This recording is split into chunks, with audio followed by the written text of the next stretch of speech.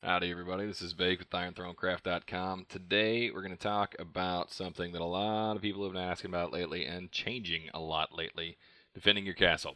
How you should set it up, the basics for it, troop layering gear, pets, all that stuff. So, first and foremost, Crimson Steel has given us a whole lot of options. As you saw in my previous defense gear video, if you haven't seen that yet, you should go check it out.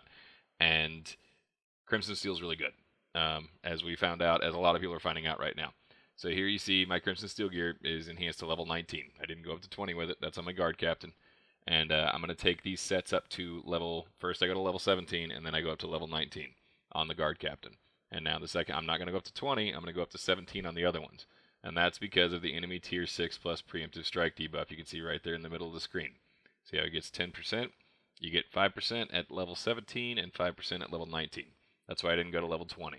I'm not concerned about the additional stats that Crimson Steel are going to give me past 15.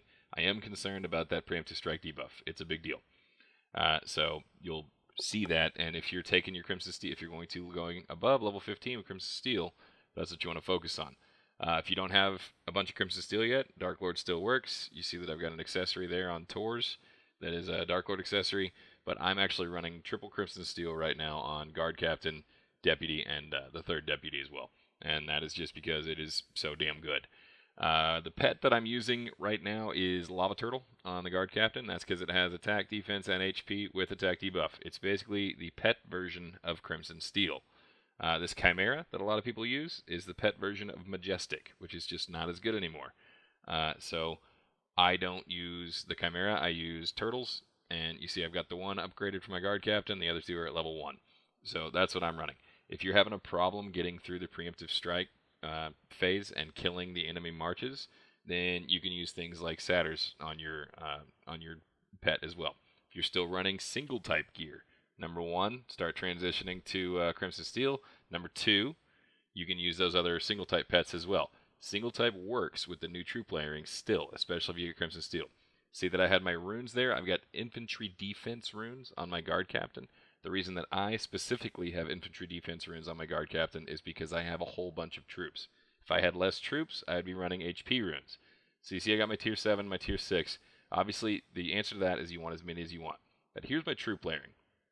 So if you can see right there, I've got 887 million tier 3 infantry. Got 250 million almost, no, 237 million tier 2 archers. And then I got a mix of infantry and cav in my tier 1. The reason for that is because it doesn't ever allow them to take full advantage of leverage and bust through multiple tiers, because I've got Crimson Steel gear. Crimson Steel or Dark Lord gear is what allows you to do that. If you're still running single type gear, you can do this using single type gear, but you have to know that your off type troops are going to get slaughtered every time you get hit. So if I were running single type gear, I'd probably be running infantry. I don't know. I probably wouldn't have set up this way if I were running single type gear, honestly. But I'd be running infantry gear, and so that way my tier 1 infantry get a lot of stats. Those cav are going to die. My tier 2 archers are going to die if they get through my tier 1, which they probably will, unless I got a whole lot of stats. But you see with this layout, if they send infantry at me, they'll get through my tier 1, but they won't get through my tier 2. If they send archers at me, they'll get through my tier 1, probably not through my tier 2. They might get stopped by those cav in tier 1. If they send cav at me, my tier 1 are going to stop them. And that's the reason for the layering there. Now, there is a lot of extra damage done to tier 1 and tier 2, so you got to keep that in mind. You also got to keep in mind I'm 300 billion and I've got 3 sets of Crimson Steel. Not everybody's going to have that. Work towards Crimson Steel, though. And so here, let's go and look at what I'm talking about here. You see here that I'm on fire, and that's because Big Bad Zwei came along. So Zwei's got a rally set on me right now. Sorry I didn't record the first one. But we're going to watch how this rally goes and watch the troop interaction that I'm talking about with troop layering. Also posted a video, or I'm sorry, an article about this on IronThroneCraft.com. Go check out IronThroneCraft.com. It goes into more detail about it. So look at this hit.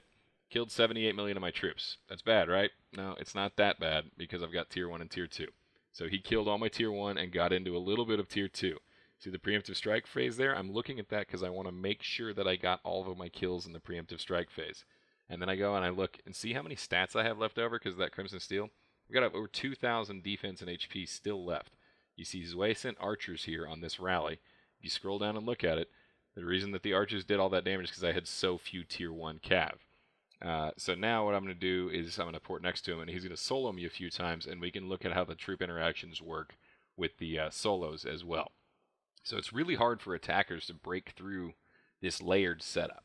As you'll see here, and as everybody's been finding out, if you layer different types of troops on different tiers with Crimson Steel, with Dark Lord, it's incredibly hard to break through. So you see he killed 49 million there. And this is another thing. If you're getting soloed, you want to go in, before you do anything else, you need to go in and you need to heal those troops. Because your little guys standing in front there, the little tier 1 guys, see that I'm about to heal all those guys? The reason I'm healing them before I do anything else, before I look at any other reports or anything else like that, is because I want them to get back there, because you're using these layers to break their leverage advantage. If you have all of one type troop, as we've seen for the past long time, if you have only one type troop, yeah, you can stack the stats up a whole lot, but you're going to get leverage down.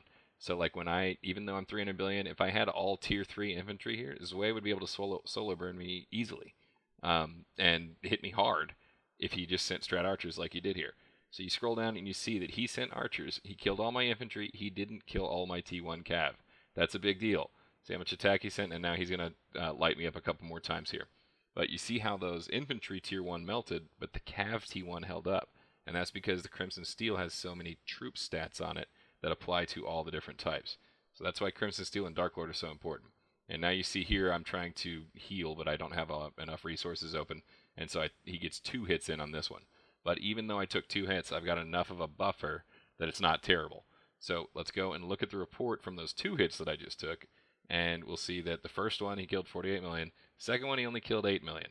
And that's because he sent cav at me, and the only thing I had left standing was tier 1 cav, with 2,000 stats on them left over. And so that's why that worked out so well for me, is because the leverage got blocked by my layered troops.